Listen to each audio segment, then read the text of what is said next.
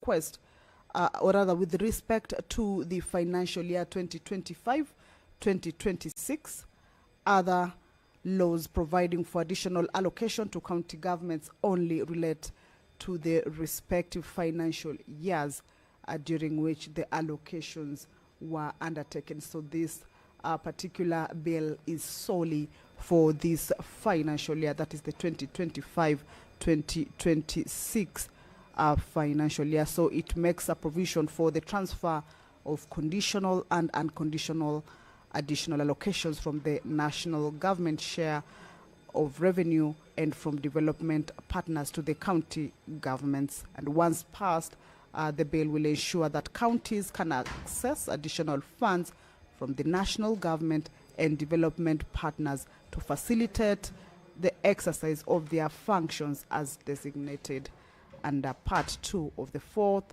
Schedule to the Constitution. Quorum has been achieved. Allow me to hand you over. Clerk, kindly call the first order. Order number 1, administration of oath. Order number 2, communication from the chair. Order number 3, messages. Order number 4, petitions. Order number 5, papers. The Chairperson Standing Committee on Finance and Budget.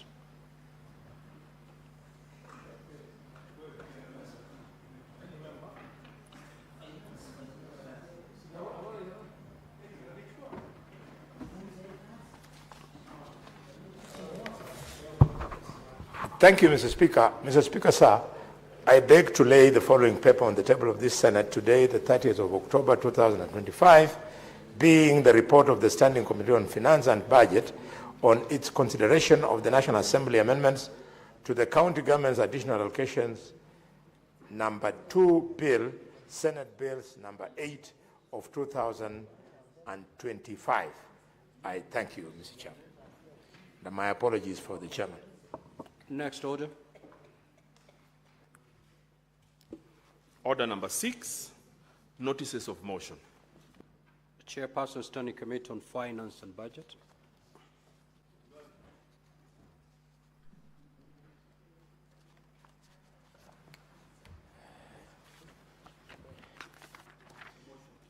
Mr. Speaker, sir, I beg to lay the following paper on the table of the Senate. Is paper laid?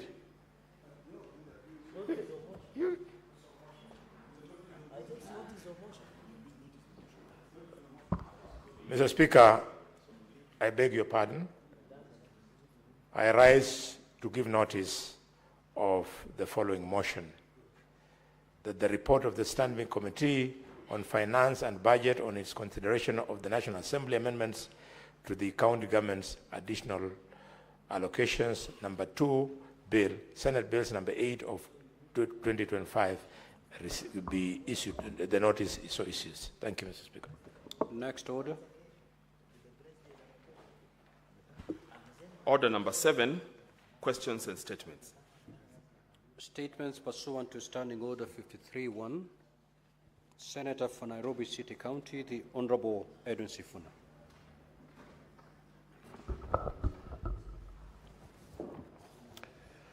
Thank you, Honorable Speaker.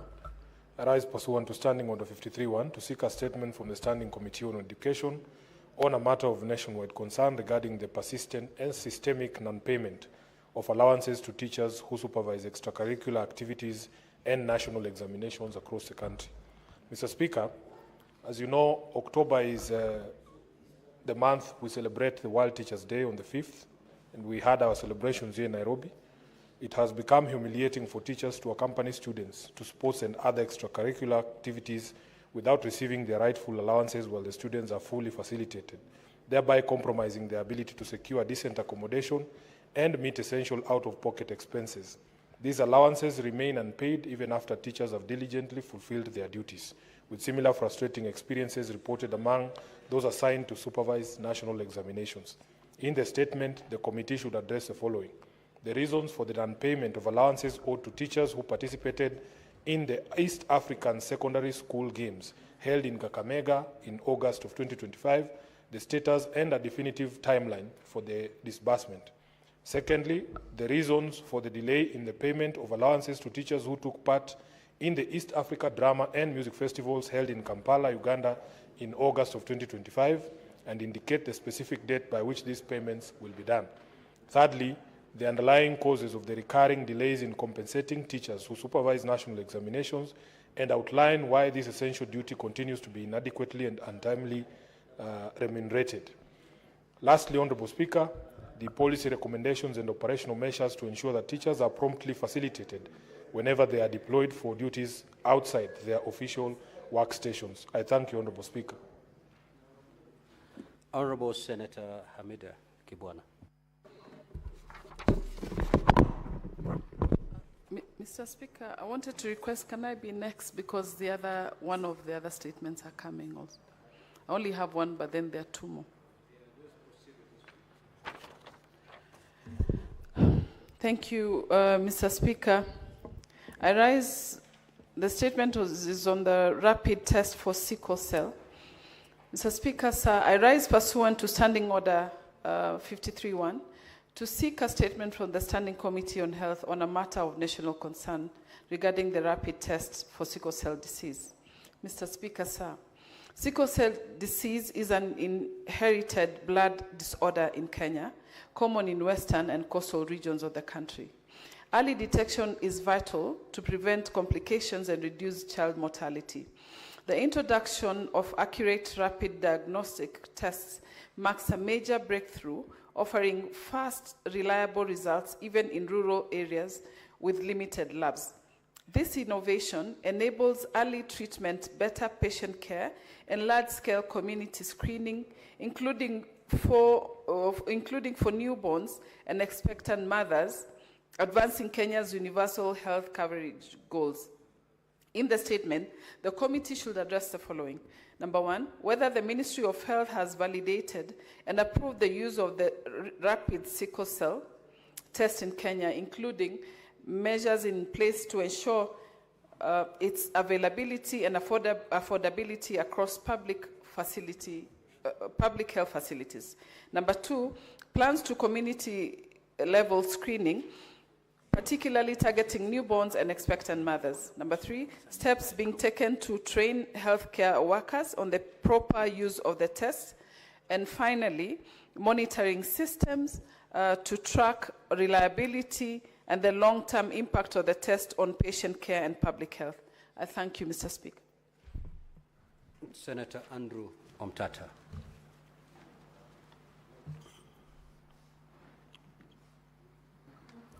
Mr. Speaker, I confirm that I have written instructions. I received the note. You may proceed. Absolutely. So this is a statement I'm reading on behalf of the Honourable Senator Andrew Kia Omtata, Koiti, Senator for Busia.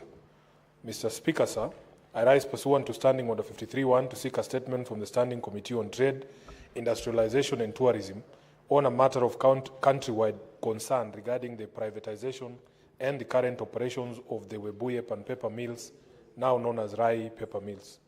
Mr. Speaker, sir, the Rai Paper Mills, formerly Webuye Pan Paper Mills in Webuye, Bungoma County, once a leading industry employer in Western Kenya, was privatized in 2016 following years of receivership.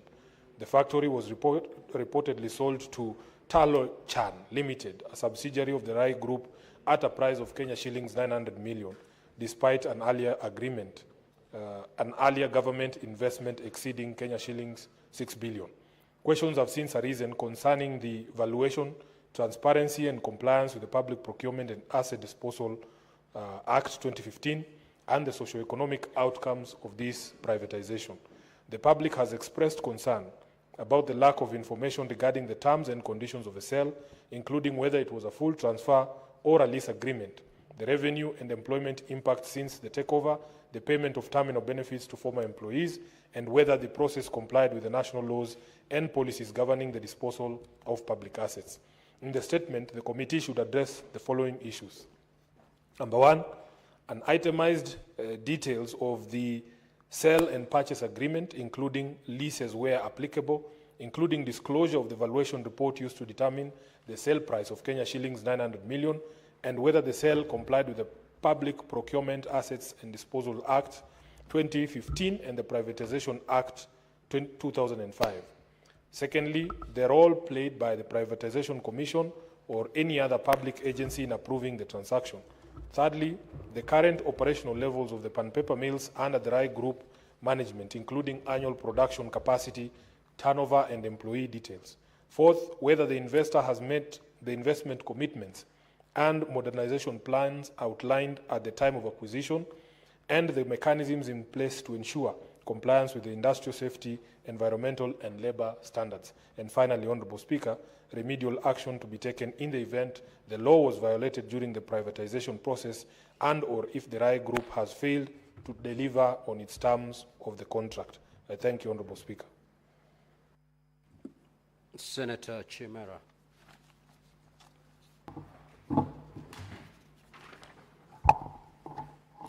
This is a request for a statement on the status of ownership of land parcel LR number 14210 in Kwale County, registered under Kenya Triangle Company Limited.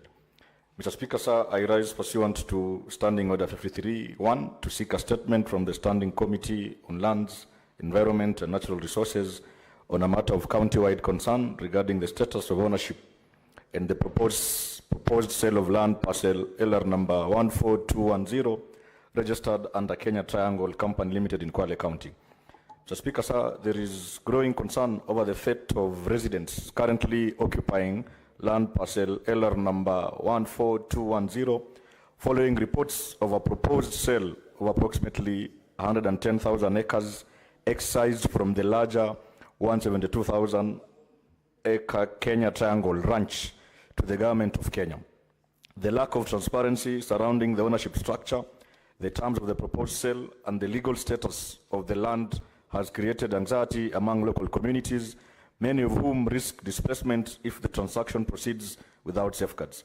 In the statement, the committee should address the following. Number one, Mr. Speaker, the current legal status and ownership of land parcel LR number 14210, including any registered encumbrances or claims, the number and status of residents currently occupying the land, and whether they have been consulted or issued with eviction notices. Number two, Mr. Speaker, whether there exists a formal proposal or agreement for the sale of 110,000 acres from the Kenya Triangle Ranch and the current status of such a transaction. Number three, the steps taken by the Ministry of Lands and the National Land Commission to verify ownership, protect occupants, and ensure due process in any proposed sale. Number four, the measures in place to safeguard the rights of residents, including access to alternative settlement, compensation or regularization of tenure. Number five, the role of the county government of Kwale in advocating for the welfare of affected communities and ensuring that any land transaction aligns with public interest and constitutional provisions. And lastly, Mr. Speaker, the status of investigations by the DCI into the complaint lodged by the county government of Kwale regarding the existence of multiple title deeds on the same parcel of land and any preliminary findings or actions taken. Thank you, Mr. Speaker. Senator Hamida.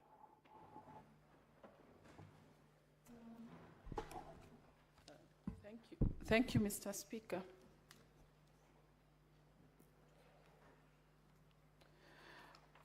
My statement is on new food labeling rules. Mr. Speaker, sir, I rise pursuant to Standing Order 53.1 to seek a statement from the Standing Committee on Health of a matter of national concern regarding the government's new food labeling rules aimed on tackling obesity and diet-related diseases. Mr. Speaker, sir, Kenya is a signatory of the WHO Global Action Plan on Non-Communicable Disease, NCDS, has committed to reducing premature mortality from NCDS through prevention and control measures, including healthier diets. The rise in obesity, particularly among children and youth, in urban areas poses a serious risk to public health and undermines these commitments. In response, the Ministry of Health, working with the Kenya Bureau of Standards, KEBS, has introduced mandatory food labeling regulations that require clear nutritional information on packaged foods covering sugar, salt, and fat content. Products with harmful levels of these ingredients will now carry front of pack warnings to guide consumer choice. In the statement, the committee should address the following. Number one, strategies put in place by the Kenya Bureau of Standards, KEBS, to ensure full compliance with the new food labeling regulations by manufacturers and retailers. Number two, plans by the Ministry of Health to educate the public on how to interpret and use nutrition labels effectively. Number three, enforcement